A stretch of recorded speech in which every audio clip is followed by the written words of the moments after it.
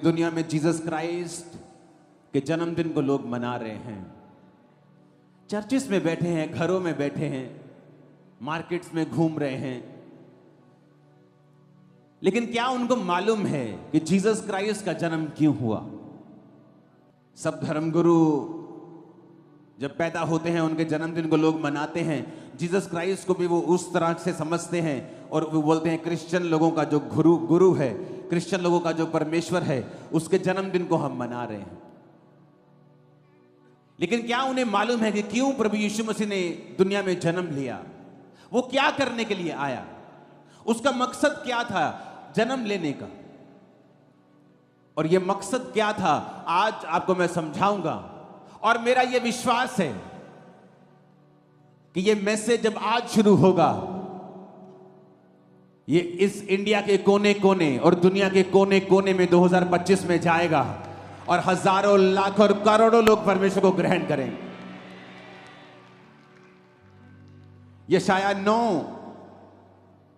उसकी 1 से 7 आयत में लिखा है, तो भी संकट भरा अंधकार जाता रहेगा।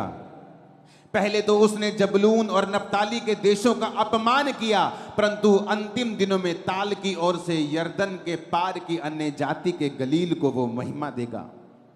जो लोग अंधियारे में चल रहे थे उन्होंने बड़ा उजियाला देखा। जो लोग घोर अंधकार से भरे हुए मृत्यु के देश में रहते थे उन पर ज्योति चमकी। तूने जाति को बढ़ाया, तूने उनको बहुत आनंद दिया। जीसस क्राइस्ट ने कहा, तो भी संकट भरा अंधकार जाता रहेगा। ये किसी देश की बात नहीं कर रहा। हां, इस वचन में वो एक देश की बात कर रहा है, क्योंकि वचन कहता है परमेश्वर का जब सुसमाचार शुरू हुआ तो जबलून और नप्ताली के देश से हुआ। वचन कहता है उस देश का बहुत अपमान हुआ था, उस देश का बहुत निरादर हुआ था, क्योंकि जब आप परमेश्वर से दूर चले जाते हैं आपका निरादर होता है। लोग बोलते हैं मेरा पति मेरा निरादर करता है बहुत, मेरा पति मेरी इज्जत नहीं करता, मेरी पत्नी मेरे बच्चे मेरी इज्जत नहीं करते, वो मेरा निरादर करते हैं। मेरा समाज मुझे इज्जत नहीं देता, वो मेरा निरादर करता है। आज समाज में निरादर होता है, तू छोटी जाति का है, तू बड़ी जाति का है। लेकिन जब कोई चर्च में आता है, वचन को सुनता है, परमेश्वर को ग्रहण करता है, आज हम सब जातियां एक तरह से एक ही छत के नीचे बिना भेदभाव के बैठी हैं। आपका आदर परमेश्वर कर रहा है।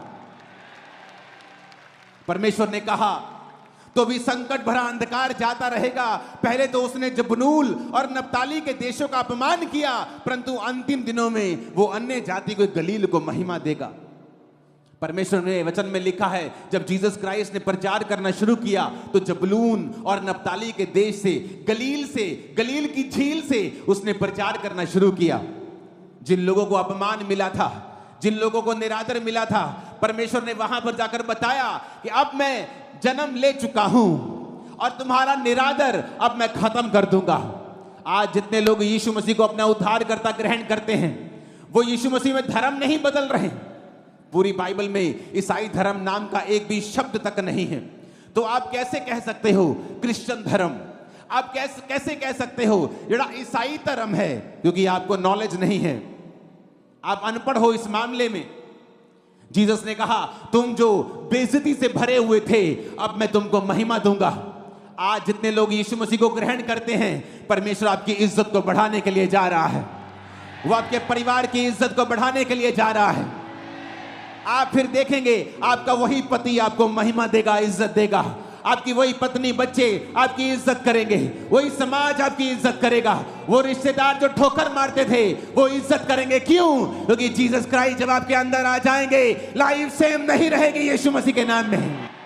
उसने कहा वो महिमा देगा, अन्य जाति के गलील को वो महिमा देगा। लोग बोलते जीसस क्राइस्ट धर्म को, एक क्रिश्चियन धर्म के संस्थापक हैं जीसस क्राइस्ट।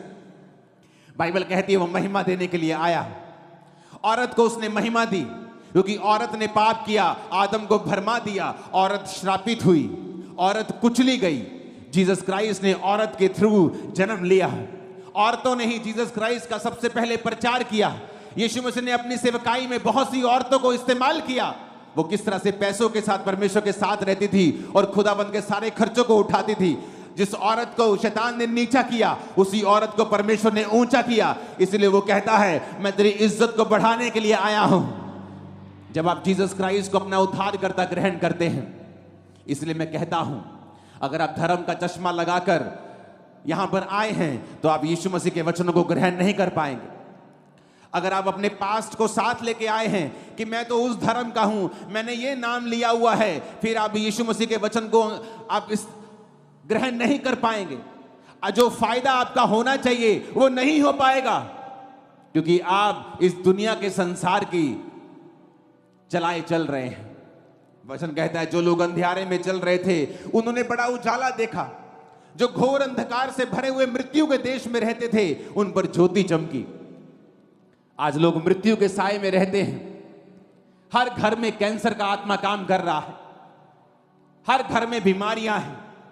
मृत्यु के देश में रहने का मतलब ये नहीं कि सब मर रहे हैं। किसी का बिजनेस मरा, किसी की फैमिली मरी, कोई अंदर से मरा, कोई बाहर से मरा हुआ है। लेकिन यीशु मसीह ने कहा, जो लोग घोर अंधकार से भरे हुए मृत्यु के देश में रहते थे, उन पर ज्योति चमकी।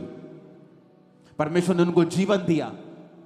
प्रभु यीशु मसीह जब सुसमाचार सुना रहे थे तो वचन कहता है, एक नाइन नामक नगर से एक इकलौते विधवा के पुत्र को लोग ला रहे थे। अर्थी के ऊपर ला रहे थे तो सब लोग रो रहे थे कि एक ही विधवा का बेटा था, खुद विधवा थी, इकलौता पुत्र मर गया और सब रो रहे थे।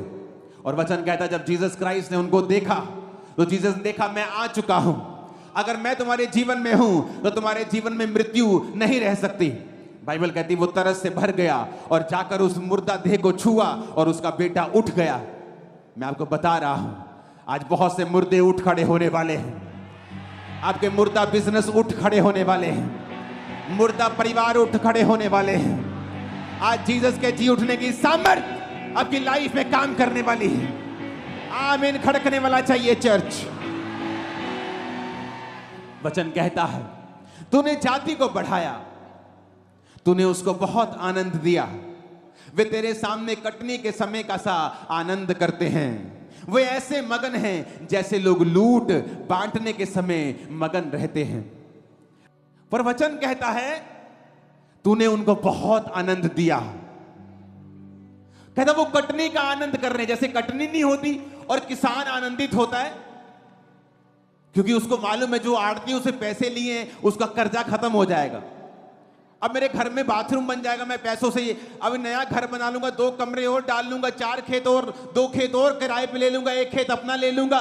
कहता कटनी पर आनंद होता है। कहता तूने अपने लोगों को कटनी का सा आनंद दिया है। अगर आप लोगों को देखें आनंद मनाते हुए, यहां पर लोग डांस कर रहे हैं मॉर्निंग से, कल रात से वो आशीष में नाच रहे हैं, झूम रहे हैं। क्यों? क्योंकि वचन कहता है उसने तुम्हें कटनी का सा आनंद दे दिया है, तुम ऑलरेडी ले चुके हो। कहता वो ऐसे मगन हैं जैसे लूट बांटने के समय लोग मगन होते हैं।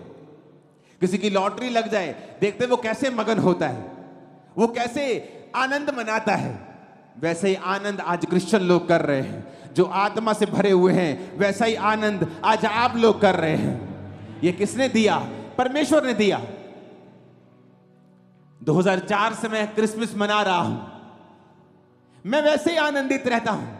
2004 से ही, तब मैं चंगा नहीं हुआ था अभी, लेकिन फिर भी आनंदित था, क्योंकि मेरे को मालूम था मैं ऐसे परमेश्वर के पास आ गया हूं जो मुझे चंगा कर सकता है। अगर मेरी बीमारियों से मुझे उसने आजाद कर दिया है, मेरे नशों से मुझे आजाद कर दिया है, उस नशे से कोई मुझे आजाद नहीं कर पाया।